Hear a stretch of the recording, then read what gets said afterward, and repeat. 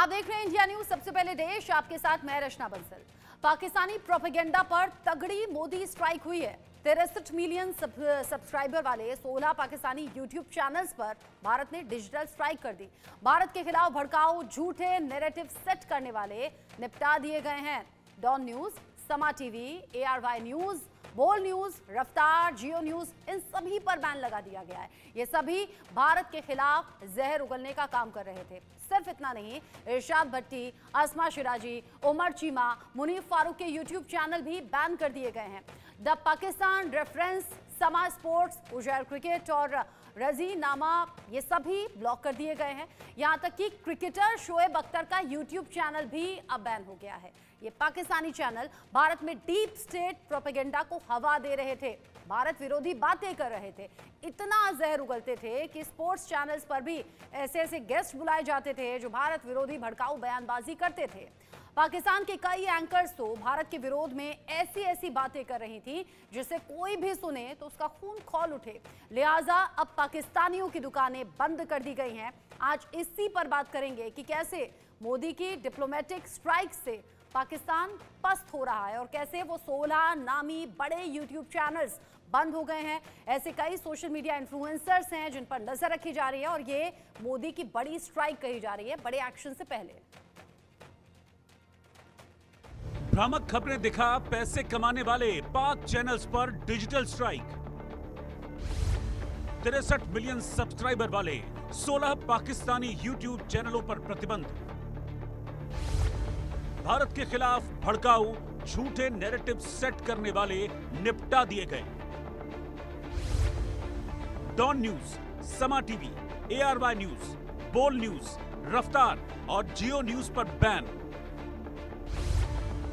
इरशाद भट्टी, आसमा शिराजी, उमर चीमा, मुनीफ फारूक के YouTube channel ban. The Pakistan reference, समा sports, Uzair cricket और राजीनामा भी ब्लॉक। क्रिकेटर शोएब अख्तर के यूट्यूब चैनल समेत कई चैनल ब्लॉक।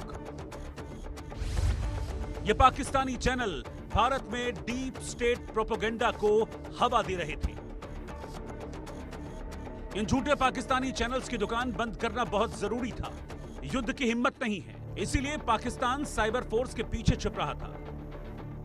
पाकिस्तान हर जगह खुद की अच्छी छवि बनाने के लिए सोशल मीडिया का सहारा ले रहा था। उसके कई चैनल पर एंकर्स और उसमें आने वाले गेस्ट भारत विरोधी झूठे नैरेटिव सेट कर रहे थे। लिहाजा भारत ने पाकिस्तान के कई यूट्यूब चैनल्स को बैन कर दिया है। इन पर भारत के खिलाफ फर्जी नैरेटिव और सांप्रदायिक तनाव भड़काने वाले कंटेंट शेयर किए जा रहे थे। दरअसल पहलगाम में आतंकी हमले के बाद पाकिस्तान ने भारत के खिलाफ प्रोपेगेंडा वीडियोस फैलाने के लिए साइबर फोर्स बनाई है। इसके लिए वो चीन की मदद दे रहा है। पाकिस्तान की इंटेलिजेंस सर्विस एजेंसी यानी ISI चीन की मदद से इस बेहुदा हरकत को अंजाम दे रही है। ISI की प्रोपेगेंडा डेस्क पर हजारों पाकिस्तानी काम करते हैं जो भारतीय दर्शकों तक deep fake AI generated content भेज रहे थे। इनका टारगेट भारत के खिलाफ कंटेंट तैयार करना और पाकिस्तान की छवि बनाना है। ये पाकिस्तानी चैनल भारत में फर्जी खबरें फैला रहे थे और पाकिस्तान के डीप स्टेट प्रोपेगेंडा को हवा दे रहे थे। लिहाजा लगे हाथ भारत ने डिजिटल स्ट्राइक कर शोएब अख्तर समेत कई पाकिस्तानी चेहरों पर बैन लगा दिया। अब पाकिस्तान के टीवी चैनल्स पर बैठे एंकर्स तक भी ये पैगाम पहुंच चुका है कि जो झूठ की पोटली वो फैलाते हैं, चोरी से VNP के जरिए एक्स पर भारत विरोध के पोस्ट कर प्रोपेगेंडा वीडियो जारी करते हैं, वो अब नहीं चल पाएगा। क्योंकि इस बैन के बाद अब इन चैनलों का कंटेंट भारत में उपलब्ध नहीं होगा, जिससे इनकी कमाई पर भी स्ट्राइक आएगी।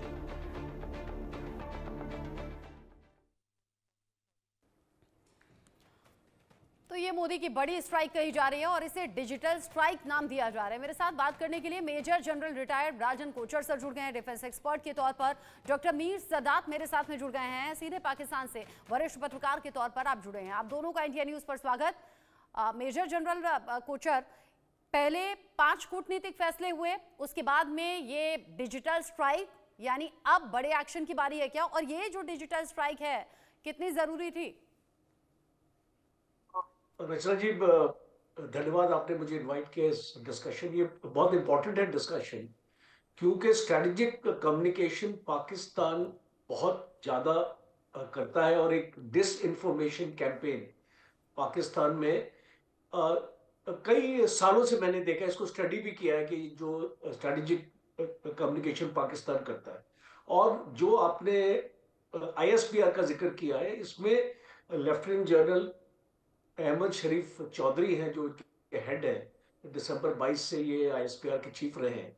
अब इनका एजेंडा ऐसा होता है कि इस ऑर्गेनाइजेशन, ये जो आईएसपीआर, अगर आप इसको स्टडी करें और अगर पाकिस्तान मीडिया से अगर आपको इंफॉर्मेशन मिली कि ये लोग यंग लोगों को रिक्रूट करते हैं और इनकी एडवर्टाइजमेंट नोटिस भी मैंने इसको देखे हैं, और ये यंग लोगों को रिक्रूट करने के बाद इनको ट्रेनिंग देते हैं और ये अपने यूट्यूब चैनल अपना चलाते हैं, और इनका एक स्पेसिफिक एजेंडा होता है इस यूट्यूब चैनल का। इनको एक स्पेसिफिक नैरेटिव्स दिए जाते हैं और वो नैरेटिव बिल्डिंग ये पाकिस्तान के ये सारे जो आपके 16 चैनल है, ये खास तौर पे नैरेटिव बिल्डिंग करते हैं, और इसमें फोकस रहता है जम्मू एंड कश्मीर। और जम्मू एंड कश्मीर में जितने भी यंग लोग हैं, बिकॉज इस चैनल्स को, इनके चैनल्स को बहुत लोग फॉलो करते हैं, इसलिए इनको पैसा भी मिलता है, इससे इनको रेवेन्यू भी मिलता है, इनकी आमदनी भी हम लोग दे रहे हैं इनको।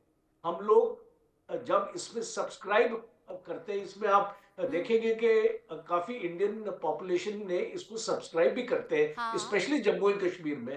तो इनको एक रेवेन्यू मिलती है, तो ये बहुत ही इंपॉर्टेंट लेकिन अब तो रेवेन्यू रुकने वाला है, यानी जो पाकिस्तान सरकार हुकूमत शाबाशी देती थी वो भी रुक जाएगी, आमदनी भी रुक जाएगी, और ये बड़ी स्ट्राइक, मोदी की बड़ी स्ट्राइक कही जा रही है, ये डिजिटल स्ट्राइक नाम दिया जा रहा है।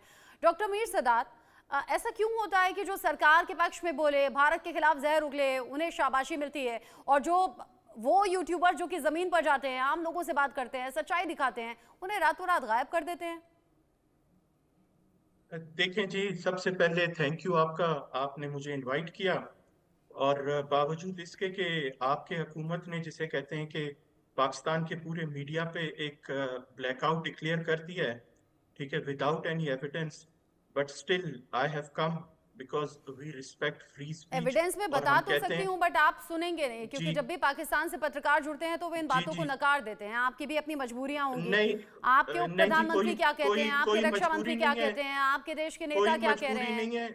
मैं आपको बताता हूँ कि आपको अगर याद हो कि यूरोपीय यूनियन के एक डिसइंफो लैब थे, उन्होंने 2 साल पहले आप लोगों का एक पूरा जिसे कहते हैं डिसइंफॉर्मेशन नेटवर्क को उन्होंने एक रिपोर्ट के थ्रू अनर्थ किया। उन्होंने बताया कि न्यू दिल्ली बेस्ड आपका एक ग्रुप है जो कि 550 डोमेन्स 119 कंट्रीज में ऑपरेट कर रहे हैं। उसके अलावा एक फेक थिंक टैंक नेटवर्क्स का आप लोगों ने पूरा एक ऑर्गेनाइजेशन बनाया, एक एनजीओ बनाया, और उस सब का काम ही सिर्फ यही था कि आप लोग ये चाहते थे कि इंटरनेशनल कम्युनिटी के अंदर आप पाकिस्तान को मलाइन करें। लेकिन उसके बावजूद भी पाकिस्तान ने कभी इस तरह का कोई वो एक्शन नहीं लिया कि हम बैठ के इधर आपके जो यूट्यूब चैनल हैं या बाकी चीजें हैं हम उनको बैन करें। और अफसोस इस बात पे होता है कि India claims to be the biggest democracy in the world, despite that fact आप लोगों के अंदर इतना भी जिसे कहते हैं कि वो दिल गुर्दा नहीं है कि आप दूसरों की बातों को सुन सके।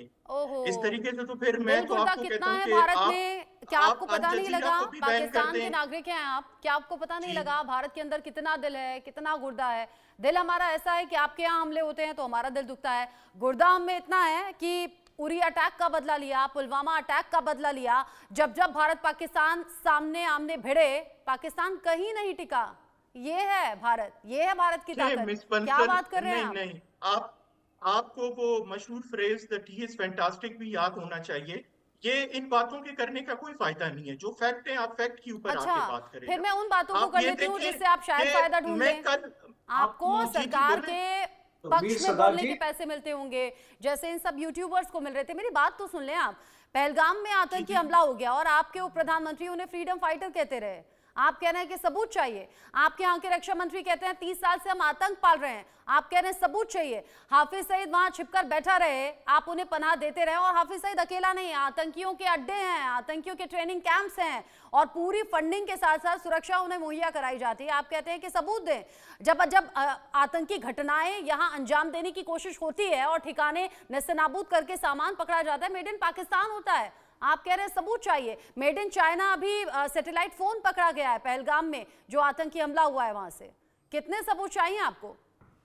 देखें जी, ये तो सारी वो बातें जो आप कर रहे हैं, मैं तो आपको वो बातें बता रहा हूँ जो तो आप भी इंटरनेशनल वही मीडिया बातें में। कर रहे हैं जो आप कर रहे हैं। नहीं नहीं, इंटरनेशनल मीडिया पे अल जजीरा को आप देखें, CNN को आप देखें, ये जो मैं आपको बता रहा हूँ ये यूरोपीय यूनियन के तरफ से ये बातें आई हैं। मैं पाकिस्तान मीडिया को कोट ही नहीं कर रहा हूँ, मैंने कल से पाकिस्तान मीडिया को कोट नहीं किया। अल जजीरा के आप कल के एक आर्टिकल पढ़े, उसमें लिखा हुआ है कि अटैक से 2 हफ्ते पहले अमित शाह जब जम्मू कश्मीर में आया, उसने सिक्योरिटी के ऊपर एक मीटिंग की, उसने उसमें जिसे कहते हैं कि उमर अब्दुल्ला को इनवाइट ही नहीं किया। आप अपने इलाके के चीफ मिनिस्टर को एक सिक्योरिटी मीटिंग में इनवाइट नहीं करते, और उसके बाद इतना बड़ा हमला जाके होता है, और आप उसका जिम्मेदारी जो है आपको इनवाइट कर लेना चाहिए था क्या? प्रोटोकॉल होता है, चुनिंदा लोग होते हैं, हर मीटिंग में हर कोई शामिल नहीं होता। लोग हो, चीफ मिनिस्टर चुनिंदा नहीं, रचना जी मैं एग्जीक्यूटिव। कोचर सर जवाब देना चाहते हैं आपकी बात का, प्लीज कोचर सर जवाब दीजिए।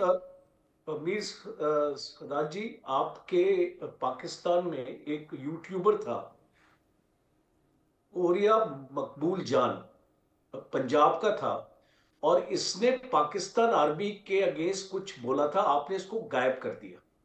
आपको मैं एक एग्जांपल दे रहा हूं, ऐसे बहुत सारे एग्जांपल है पाकिस्तान में जिसमें पाकिस्तान की फौज लोगों का मुंह बंद करती है। आज आपके मीडिया में एक भी शख्स नहीं है, एक भी चैनल हाउस नहीं है जो पाकिस्तान आर्मी के खिलाफ एक शब्द भी बोल ले।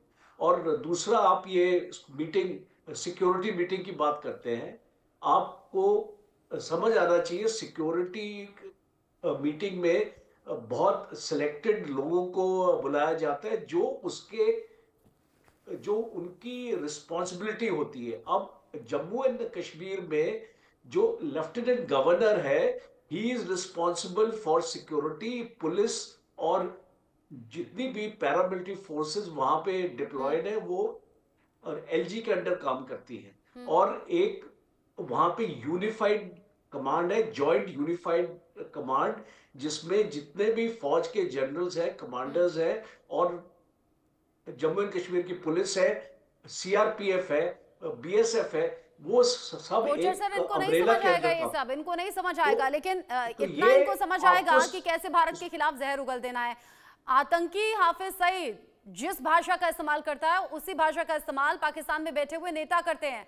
पानी रोकोगे तो खून बहा देंगे, खून की नदियां बहा देंगे, इस तरह की लैंग्वेज है वहां के लीडर्स की। उसे आप अप्रिशिएट करेंगे क्या मीर सदात जी? जी देखें, सबसे पहली बात यह है कि आप जो बात कर रहे हैं, एक पॉलिटिशियन की बात कर रहे हैं, पॉलिटिकल गिमिक्स अलग चीज होती है, एक स्टेट अलग तरीके से चलता है। अच्छा। हमारे स्टेट जो है वो फर्स्ट डे से वो और जो आसिम रिस्पांसिबिलिटी मुनीर ने कर रहा कहा है। उसे कैसे देखेंगे? हिंदू मुसलमान का फर्क एक आर्मी चीफ बताए। आसिम मुनीर साहब ने जो बात की, उन्होंने एक सिंपल 2 नेशन थ्योरी, जो कि पूरी दुनिया को जिसके बारे में पता है, उन्होंने उनकी बात की। उन्होंने कोई यहाँ पे मतलब एक आर्मी चीफ धर्म का फर्क बता रहा है, जीना हराम किया। फिर उन्हें जनरल नहीं, फिर तो उन्हें मौलाना कहना चाहिए, है ना? जैसे आप लोगों ने फिर तो उन्हें मौलाना मुनीर कहना चाहिए।